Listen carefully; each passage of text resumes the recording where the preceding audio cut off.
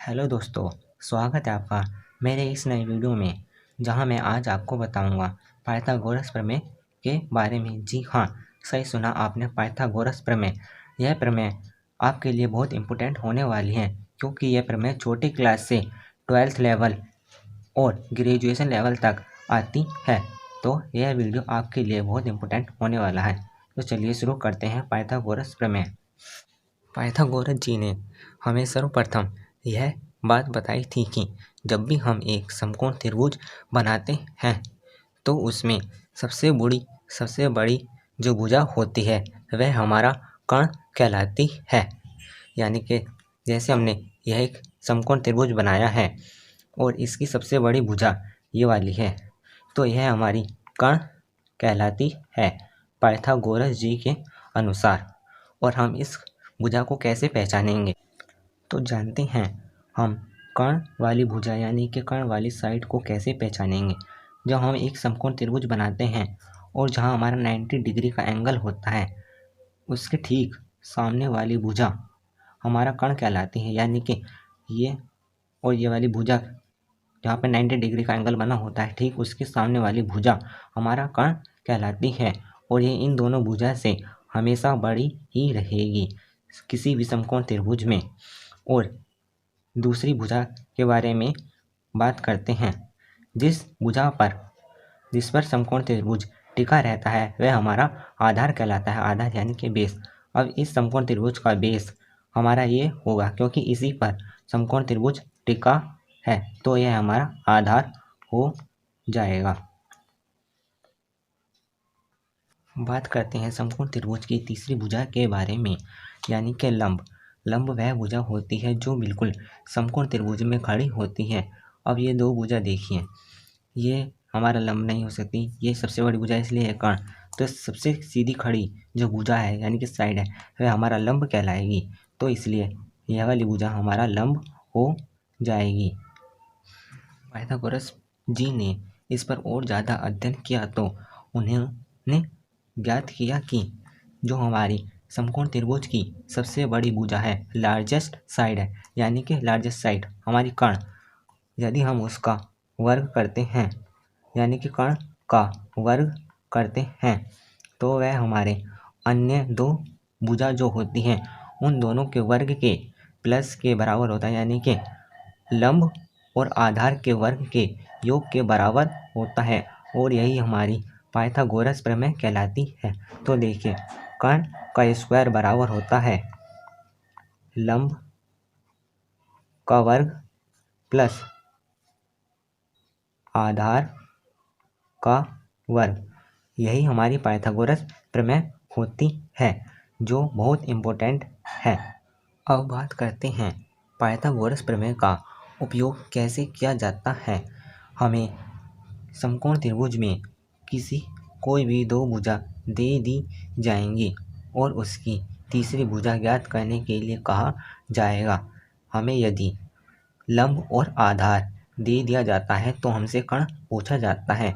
अब हम कर्ण वाली भुजा कैसे निकालेंगे। हमारे पास पाइथागोरस प्रमेय है, कर्ण स्क्वायर बराबर लंब स्क्वायर प्लस आधार स्क्वायर। तो हम निकालेंगे कर्ण बराबर लंब का वर्ग प्लस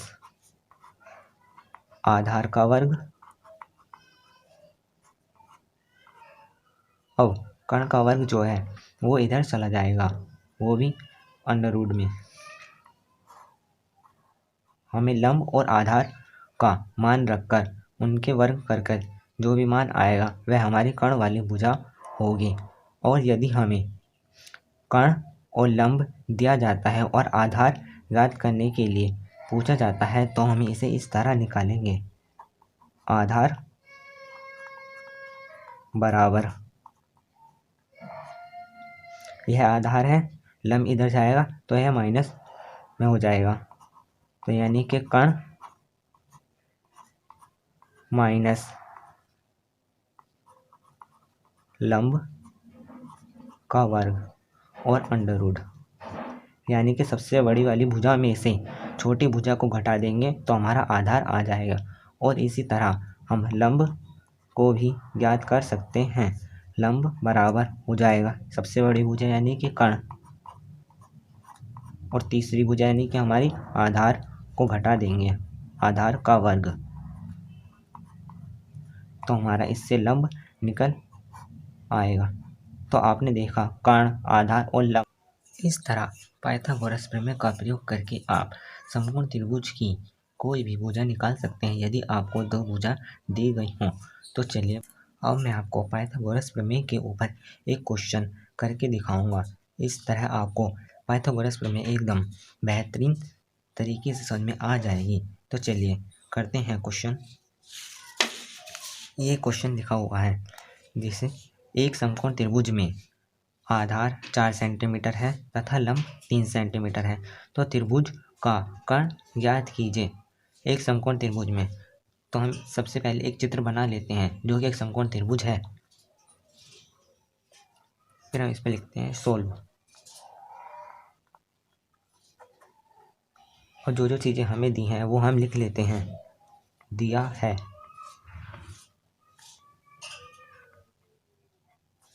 आधार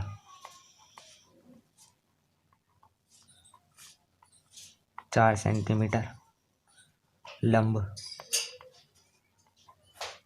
3 सेंटीमीटर, और त्रिभुज का कर्ण ज्ञात करने के लिए कह रहा है, यानी कि कर्ण को भी आधार, यानी कि जो हमारी बेस होता है वह हमारा आधार होता है, नीचे वाली भुजा ये हमारा आधार 4 सेंटीमीटर, जो बिल्कुल लंब खड़ी होती है भुजा वह हमारा लंब 3 सेंटीमीटर, और कर्ण हमसे ज्ञात करने के लिए कह रहा है। तो पाइथागोरस प्रमेय का प्रयोग करेंगे और हम कर्ण वाली भुजा ज्ञात कर लेंगे। तो पाइथागोरस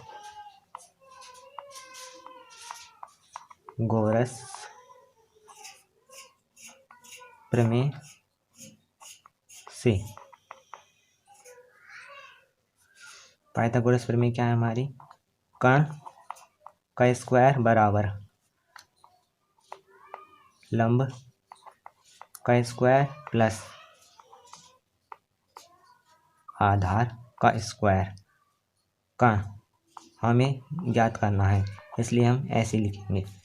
लंब है हमारे पास 3 सेंटीमीटर, 3 का स्क्वायर, आधार 4 सेंटीमीटर, 4 का स्क्वायर, कर्ण बराबर 3 का वर्ग 9, 3 3 9, 4 का वर्ग 16, 4 चौक 16, आपको वर्ग याद ही होंगे 20 तक।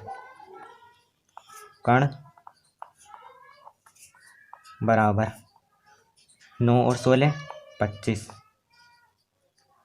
कर्ण बराबर, अब 25 किसका वर्ग होता है, आपको 10 या 15 तक सभी नंबरों के वर्ग याद होंगे तो आपको पता होगा 25 5 का वर्ग होता है, 5 पूरे 25।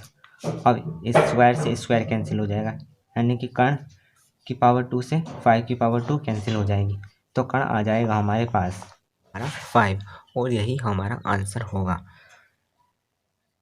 आई होप आपको पाइथागोरस प्रमेय बिल्कुल सही तरीके से समझ में आ गई होगी।